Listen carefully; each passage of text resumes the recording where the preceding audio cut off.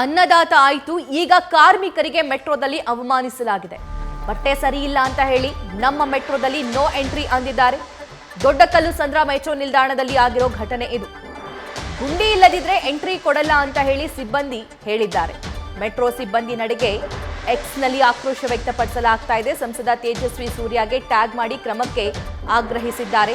ಕುಡಿದು ಬಂದಿರೋದಕ್ಕೆ ತಡೆದಿದ್ದಾರೆ ಅಂತ ಹೇಳಿ ಮೆಟ್ರೋ ಪಿಆರ್ಒ ಸಮಜಾಯಿಸಿ ಬೇರೆ ಕೊಡ್ತಾರೆ. ಆದ್ರೆ 1 ತಿಂಗಳ ಹಿಂದೆ ರೈತನಿಗೂ ಕೂಡ ಅದೇ ರೀತಿಯಾಗಿ ಅವಮಾನ ಮಾಡಲಾಗಿತ್ತು. ಆದ್ರೆ ಸಹ ಪ್ರಯಾಣಿಕರು ಆ ರೈತನನ್ನ ಬಿಡ್ಲಿಲ್ಲ. ಮೆಟ್ರೋದಲ್ಲಿ ಕರ್ಕೊಂಡು ಹೋಗೋವರೆಗೂ ಕೂಡ ಅವರು ಪಟ್ಟು ಹಿಡಿದು ನಿಂತ್ಕೊಂಡಿದ್ರು. ಗಮನಿಸ್ತಾ ಇದ್ದೀರಾ, ಆ ಪೋಸ್ಟ್ ಅನ್ನು ಕೂಡ ನೋಡಬಹುದಾಗಿದೆ.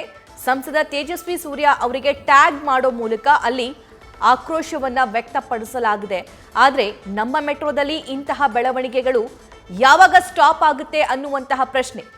1 ತಿಂಗಳ ಹಿಂದೆ ಆಗಿರುವಂತಹ ರೈತನ ಪರಿಸ್ಥಿತಿಯ ವಿಡಿಯೋ ಗಮನಿಸ್ತಾ ಇದ್ರೆ ಮತ್ತೊಂದು ಭಾಗದಲ್ಲಿ ಆ ಸಿಬ್ಬಂದಿಯ ಡ್ರೆಸ್ ಕೊಳಕಾಗಿದೆ, ಸರಿಯಾಗಿಲ್ಲ ಅಂತ ಹೇಳಿ ಅಲ್ಲಿ ಕೆಲಸ ಮಾಡ್ತಾ ಇದ್ದಂತಹ ಕೂಲಿಕಾರನಿಗೆ ಒಳಗಡೆ ಎಂಟ್ರಿ ಕೊಟ್ಟಿಲ್ಲ.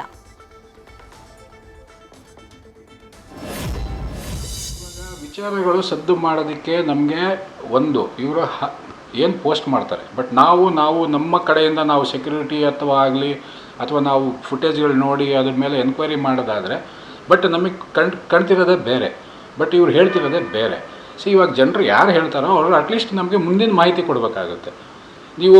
ನೀವು ಏನು ಮಾಹಿತಿ ಕೊಡಲ್ಲ, ಸುಮ್ಮನೆ ನೀವು ಪೋಸ್ಟ್ ಮಾಡಿಬಿಟ್ರೆ ಅದು ನಮಗೂ ಕೂಡ ನಾವು ಯಾರು ಏನು ಅನ್ನೋ ಪತ್ತೆ ಮಾಡೋದಕ್ಕೆ ನಮಗೂ ಕಷ್ಟ. ಈ ಬಗ್ಗೆ ಮತ್ತಷ್ಟು ಲೈವ್ ಡೀಟೇಲ್ಸ್ ನಮ್ಮ ಪ್ರತಿನಿಧಿ ಸತ್ತಾರ್ ನೀಡ್ತಾರೆ. ಸತ್ತಾರಲ್ಲಿ ಪಿಆರ್ಒ ಮಾತಾಡ್ತಾ ಇದ್ರು. ಅವ್ರು ಮಾತಾಡ್ತಾ ಹೇಳ್ತಿದ್ರು ಸೆಕ್ಯೂರಿಟಿ ದೃಷ್ಟಿಯಿಂದ ಇವ್ರನ್ನೆಲ್ಲ ತಡಿಬೇಕಾಗುತ್ತೆ ಅಂತ ಹೇಳಿ.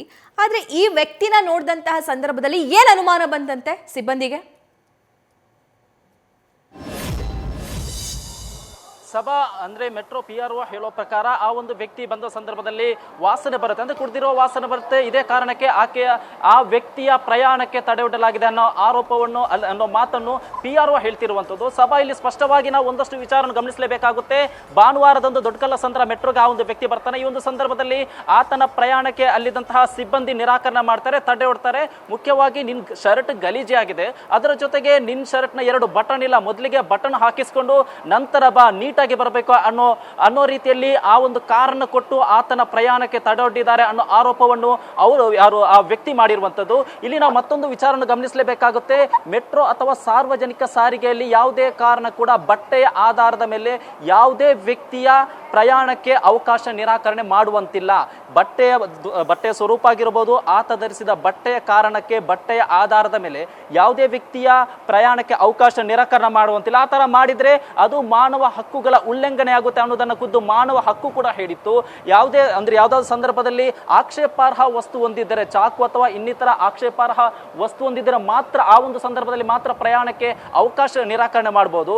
ಬಟ್ ಇಂತಹ ಸಂದರ್ಭದಲ್ಲಿ ಬಟ್ಟೆ ಅಥವಾ ಇನ್ನಿತರ ಕಾರಣಕ್ಕೆ ಅವಕಾಶ ನಿರಾಕರಣೆ ಮಾಡುವಂತಿಲ್ಲ ಅನ್ನೋದನ್ನ ಮಾನವ ಆಯೋಗ ಕೂಡ ಹೇಳಿತ್ತು. ಯಾವಾಗ ರಾಜಾಜಿನಗರ ಇನ್ಸಿಡೆಂಟ್ ಆಯಿತು ಅವಾಗ ಮಾನವ ಹಕ್ಕುಗಳ ಆಯೋಗ BMRC ಕೊಟ್ಟ ನೋಟಿಸ್ ನಲ್ಲಿ ಕೂಡ ಇದೇ ವಿಚಾರ ಉಲ್ಲೇಖ ಮಾಡಿರುವಂತದ್ದು. ಇದರ ಹೊರತಾಗಿ ಈ ರೀತಿಯ ಘಟನೆ ನಡೆದಿರೋದ್ರಿಂದ ಇದೀಗ ಸಾರ್ವಜನಿಕ ಪಡಸಾಲೆಯಲ್ಲಿ ಕೂಡ ಭಾರಿ ಆಕ್ರೋಶ ವ್ಯಕ್ತವಾಗಿರುವಂತದ್ದು. ಸಭಾ, thank you Sattar. News First ನಿರ್ಭೀತಿಯಿಂದ ನಿಮ್ಮ ಪರವಾಗಿ.